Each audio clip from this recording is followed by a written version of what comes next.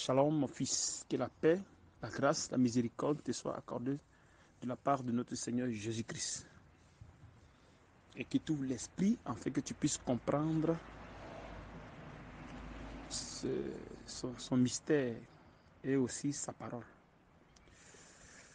Alors, au niveau de la lourdeur, le Seigneur, c'est le Seigneur qui permet toutes choses, comme je vous ai toujours enseigné. Pour gêner, c'est lui qui permet. C'est lui qui donne l'envie de gêner, la volonté et la capacité. Parce que le jeûne, ce n'est pas quelque chose de charnel, c'est spirituel. Donc ça vient de Dieu, ça ne vient pas de nous. Parce que aucune chose ne vient, aucune œuvre ne vient de nous. Tout vient de Dieu. Comme il a dit que l'affection de la chair ne se soumet pas à la loi de Dieu. Si on veut gêner, qu'on n'arrive pas à gêner, c'est le Seigneur qui ne permet pas que tu gênes. Maintenant, quand la situation est comme ça, qu'est-ce qu'il faut faire? Il faut lui demander. Il faut demander au Seigneur que tu veux gêner, donc tu insistes. Tu insistes. À chaque fois, tu lui demandes, Père, je veux gêner. Donne-moi cette volonté, cette capacité de gêner. Donne-moi cette capacité de gêner. Tu vois, parce que nous sommes dans un moment de tribulation, de perturbation. Quand il dit perturbation, c'est dans le sens où nous sommes dans un temps de transformation. Tu vois, donc il y aura toujours des gens qui vont chuter, qui vont tomber, qui vont se relever, qui vont faire ceci, qui vont abandonner, qui vont revenir, comme un enfant qui commence à marcher. Mais quand l'enfant commence à marcher, c'est pas qu'il marche, du coup il marche en même temps, non, c'est pas possible. Donc il peut y avoir beaucoup de déceptions, ou même tu es déçu, machin, mais il ne faut jamais oublier dans ton cœur, Seigneur, aide-moi à faire telle chose. Aide-moi à gêner, à reprendre le jeûne. Seigneur, aide-moi à reprendre le jeûne. Parce qu'il veut qu'on soit toujours là auprès de lui et qu'on lui demande, on soit à ses pieds. C'est-à-dire qu'il faudrait que ça soit pour nous, comment dirais-je, une habitude au fait, un quotidien. Il faudrait qu'on soit en contact avec lui. Tu vois, donc en lui demandant avec humilité, en s'humiliant devant sa face, et créer en nous la persévérance. On doit persévérer et persister. Tu vois, parce que s'il n'y a pas ça en nous, tu sais que l'être humain, normalement, n'aime pas persévérer dans les choses. Donc, s'il n'y a pas cette persévérance en nous, qu'est-ce que le Seigneur fait? Le Seigneur peut faire de sorte qu'on n'arrive pas à jeûner. Tu vois, non? Voilà. Et voir si effectivement ça ne va pas nous gêner ou, ou, ou ça va nous gêner. Parce qu'il faudrait qu'il crée cela en nous. C'est-à-dire qu'il crée en nous le fait qu'on arrive à rejeter le péché. C'est-à-dire tout ce qui n'est pas de lui. Haïr, au fait. Donc, c'est-à-dire que si soit dit de faire quelque chose qu'on n'arrive pas à faire, il faudrait que ça nous gêne. Donc, Dieu, pour créer ça en nous, il peut endurcir les choses pour ne pas qu'on arrive. C'est lui qui permet, ce n'est pas quelqu'un d'autre. Donc, s'il ne permet pas, c'est qu'il veut créer cela en toi. Tu vois. Donc, soit tu peux envie de gêner et tu peux faire un jour, 2 jours, et tu tombes, un jour, 2 jours, puis tu tombes. Il y a des moments même, tu gênes, même c'est difficile. Et ou même peut-être dans le jeûne, tu peux être en colère, ou bien même tu peux même tomber dans l'impudicité, la fornication, l'adultère. Tu vois, non, tu peux tomber dans le mensonge. Tu vois, non, tu peux tomber dans beaucoup de choses, quoi. Les couches de nuit, tu peux même faire tous ces genres de choses. Tu comprends. Mais après tout ça, il faut chaque fois demander au Seigneur, Seigneur, aide-moi à ce que je reprenne le jeûne. Seigneur, aide-moi à faire telle chose. Tu vois, non. Donc quand notre corps va s'habituer à ça, allez, c'est fini. Tu vois, non. Et au fur du temps qu'on demande, notre cœur s'attache à lui. Notre cœur s'attache à lui. Notre cœur s'attache à lui. Puisqu'il n'y a pas de hasard chez Dieu. Donc ça veut dire que si quelque chose t'arrive, c'est qu'il veut créer, il cherche quelque chose en toi. Ou bien il veut créer quelque chose en toi. Parce que la plupart de l'être humain, les choses de Dieu, bon, il ne prend pas trop à cœur, les choses de Dieu. Normalement, l'être humain. Parce que nous sommes nés dans le péché, nous sommes nés dans l'iniquité, conçus dans le péché. Donc ça dit que notre nature, c'est le péché. Donc on préfère le péché que les choses de Dieu. Donc ça dit que quand nous venons dans le corps de Christ, les choses de Dieu sont étrangères, au fait. Tu vois, les choses de Dieu sont étrangères à nous, à notre corps. Donc ça fait qu'il y a rejet. Donc pour que le Seigneur arrive à faire sortir de ça en nous, puisqu'il a déjà créé, donc pour que ça sorte en nous, il faut qu'il arrive maintenant à générer certains plans qu'il met en place pour que ça arrive à être comment dirais-je, à ce que ça sorte.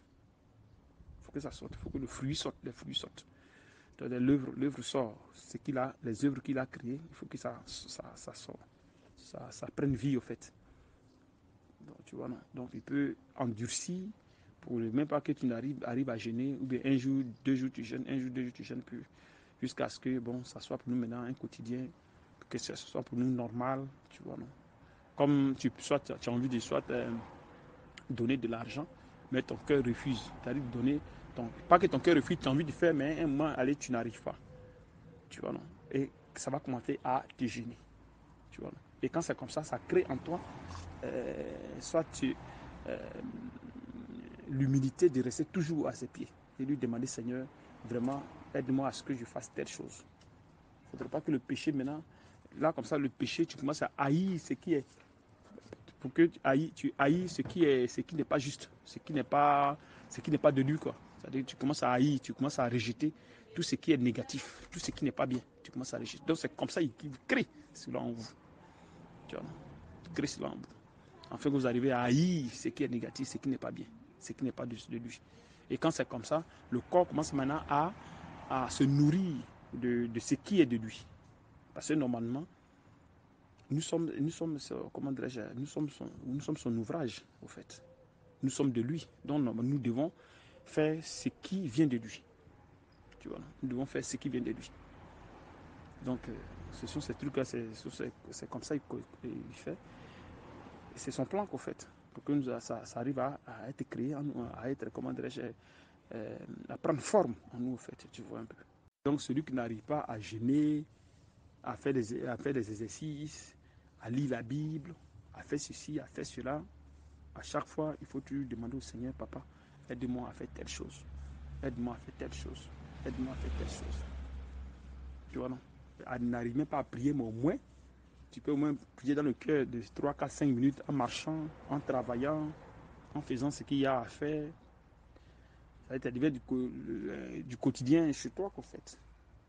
Tu vois, non? Donc, à chaque fois, lui demander, là, comme ça, ton cœur est toujours en contact avec lui, lui demander, parce que vous êtes dans sa volonté. Vous êtes dans sa volonté. Donc, quand vous lui demandez quelque chose, il vous le donne. Tu vois, il vous le donne. Donc, persister dans toutes choses, persévérer, parce que tout ce qu'il a créé en vous sorte. C'est très important. Ne vous éloignez pas. Parce que si vous vous éloignez, vous allez avoir des problèmes. Si vous vous éloignez, le péché va vous envahir. Le péché va vous envahir. Le péché va prendre vie en vous et ça va créer encore des problèmes.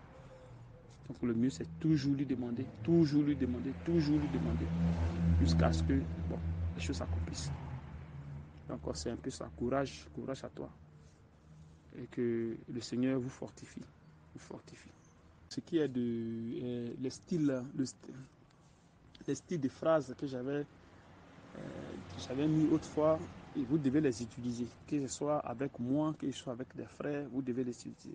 Ça doit être un langage dans votre vie, au fait. Ça doit être un langage qui doit sortir de vous. Voilà, tu vois, non? Pareil, ce sont les déclarations de bénédiction, au fait. C'est très important. Hein? On doit déclarer les bénédictions. Voilà. Parce que nous sommes déjà bénis. Donc, il faut juste déclarer, c'est tout. Comment dirais-je, les apôtres le faisaient. Parce que maintenant que Dieu te bénisse, mais il ne déclare pas quelle est la bénédiction. Dieu te bénit, bon, c'est vague. Quand tu dis à quelqu'un que Dieu te bénisse, mais il me bénit de quoi? Tu vois, non? Pourtant, quand tu dis que la grâce, la miséricorde et la paix de notre Seigneur te soit donnée, te soit multipliée abondamment, tu vois, non? Tu vois que c'est la paix. Quand on parle de la paix, quand on parle de la miséricorde, quand on parle de la grâce, c'est déjà une bonne chose. Donc s'il y a quelque chose qui te bloque quelque part là-bas, la parole qui a été déclarée sur ta personne, tu vois que ça va se manifester. C'est pour cette raison que je vous demande d'utiliser ces phrases-là pour que ça puisse nous aider. Tu vois, donc c'est sur quoi ça peut agir, Puisque vous êtes les enfants, vous êtes dans la volonté, donc ce que vous faites sortir, ça agit sur les personnes, ça agit sur vos frères. Tu vois, non? Mais quand vous dites seulement que Dieu te bénisse, mais il me bénit de quoi? C'est comme nous prions. Quand nous prions, nous orientons notre prière. Tu vois? Maintenant, quand nous bénissons, la bénédiction n'est pas orientée. Tu vois, c'est vague, au fait. Quand Dieu, que Dieu te bénisse, que Dieu te bénisse. Bon, il me bénit de quoi? Tu vois, les gens, pour l'instant, ne prennent pas acte de ce truc-là. Ça fait que ça n'a pas d'effet, au fait. Par contre, quand tu déclares cette bénédiction, tu précises la bénédiction, tu vois que ça a un effet pour ceux qui sont dans le corps. Parce que vous cherchez à vous éloigner du péché. Vous cherchez à être, comment dirais-je, juste devant le Seigneur. Tu vois, donc, vous faites de votre mieux dans les jeûnes et prières. C'est tout ce qu'on peut faire, il n'y a rien d'autre. Donc, tous les styles de trucs que j'ai mis, vous pouvez les déformer, faire comme vous voulez, mais restez dans ce truc-là. Et quand c'est comme ça, c'est bon. Mais ne les ignorez pas, parce que ne fonctionnez pas comme des païens. Vous devez fonctionner comme des enfants de Dieu, qu'il faut sortir de leur bouche la parole de Dieu. C'est ça. C'est par ces paroles-là qu'on reconnaît que vraiment nous sommes de Dieu. Et ça aussi nous aide aussi. Tu vois, non? Ça peut décanter certaines choses dans notre vie, dans notre marche avec lui. Ça peut nous aider. C'est important. C'est important. Maintenant, à propos de, comment dirais-je, il y a certaines personnes avec qui quand je parle, ils mentent. Donc je ne sais pas pourquoi ce comportement. Tu vois, ça dit que les désirs qui sont en vous vous poussent à mentir. Ça dit que vous avez envie de faire quelque chose par vous-même parce que soit on vous dit, bon, l'écriture dit de ne pas faire telle chose. Mais puisque vous voulez le faire, alors vous mentez. Donc quand je cause avec vous, vous ne me dites pas la vérité. Tu vois un peu. Pourtant que les choses de Dieu ne se cachent pas. Dieu a fait de sorte que j'arrive à savoir qu'est-ce qui est derrière vous, qu'est-ce que vous avez fait, vous avez combiné qui est derrière. Ce ne sont pas des choses qui sont bonnes. Parce que vous ne pouvez pas vous nourrir du mensonge pour accomplir vos désirs. Puis, pardon. Et quand c'est comme ça, ça ne vient pas de Dieu. Le mensonge, c'est Dieu.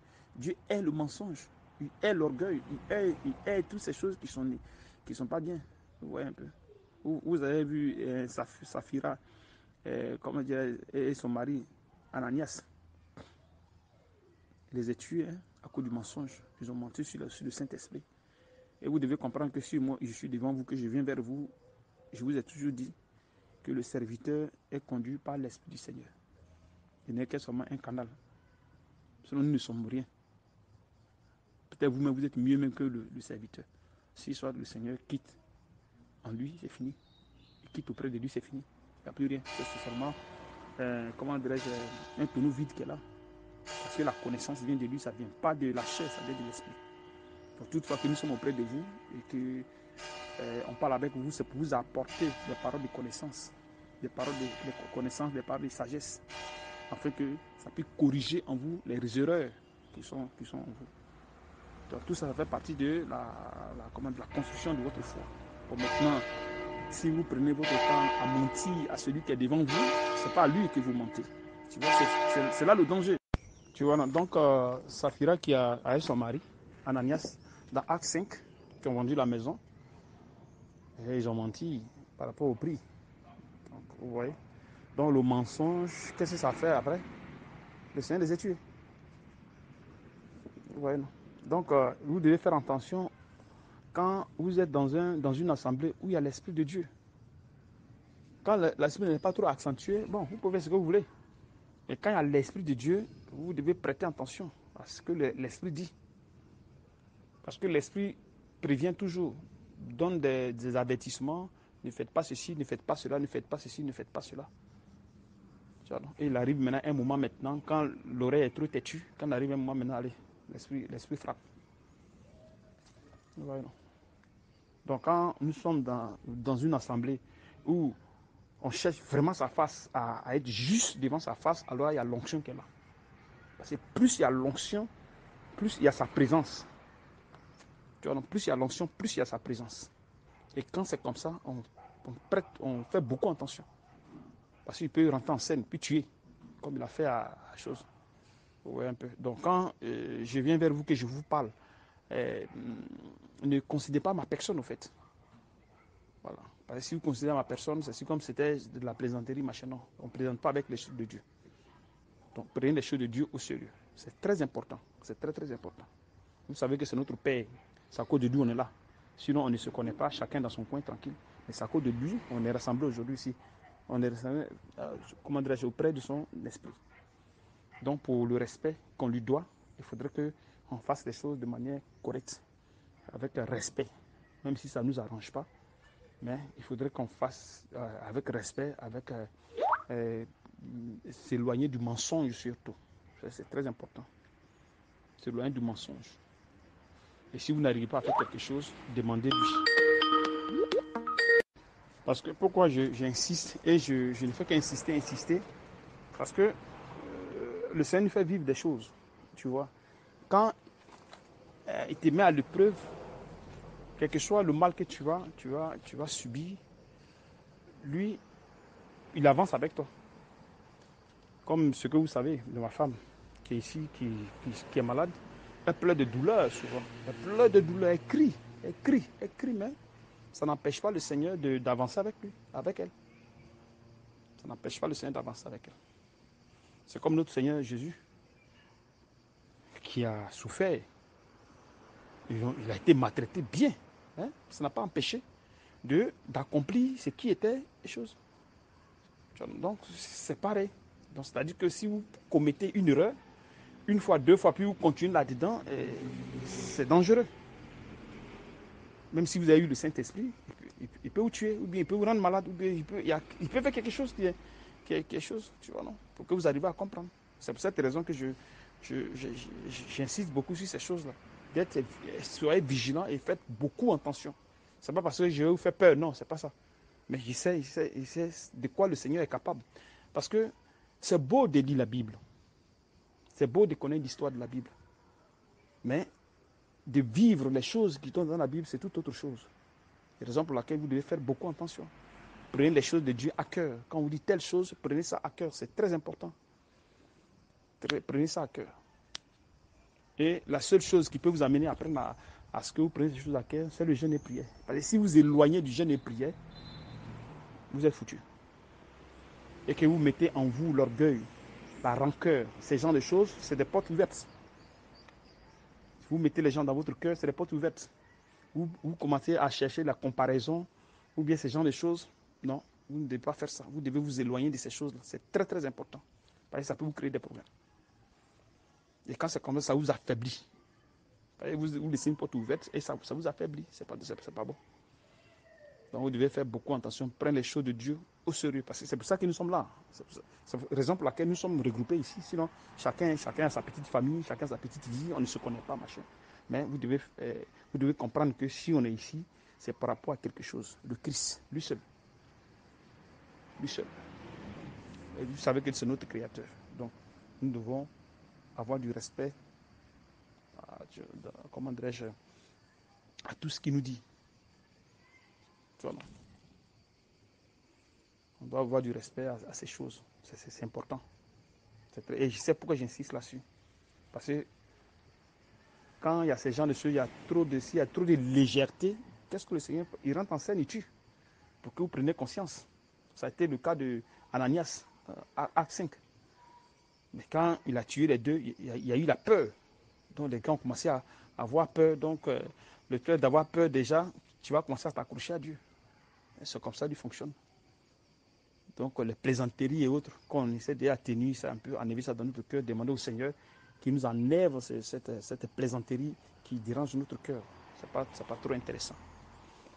Et comme ça, on peut marcher en nouveauté de vie avec lui tranquillement, sans problème, dans le respect, dans l'intégrité, de l'amour, le partage. C'est beaucoup important.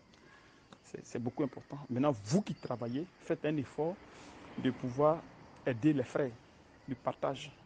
C'est en cela qu'on peut accomplir la loi. Ce n'est pas des choses qu'on doit vous demander. C'est des choses que vous devez déjà même comprendre que dès qu'on me paye chaque fin du mois, voilà ce que je peux donner pour le Seigneur. Voilà ce que je peux donner pour mes frères. C'est très important. Vous ne le faites pas pour moi, mais pour vous-même d'abord. Vous le faites pour vous-même, mais pas pour moi. Parce que moi seulement, je suis là seulement pour communiquer cela, répéter cela, afin que ça prenne vie en vous. Voilà. Donc c'est important, c'est très important.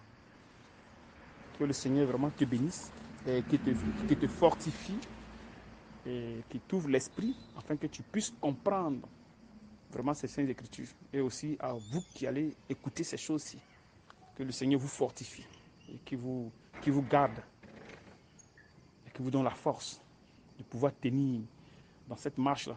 Quelque chose qui n'est pas aussi facile que ça. C'est pas facile, c'est pas facile. Mais bon, nous y sommes obligés. C'est un impératif pour nous de continuer avec lui. Qu'est-ce qu'on peut faire encore d'autre?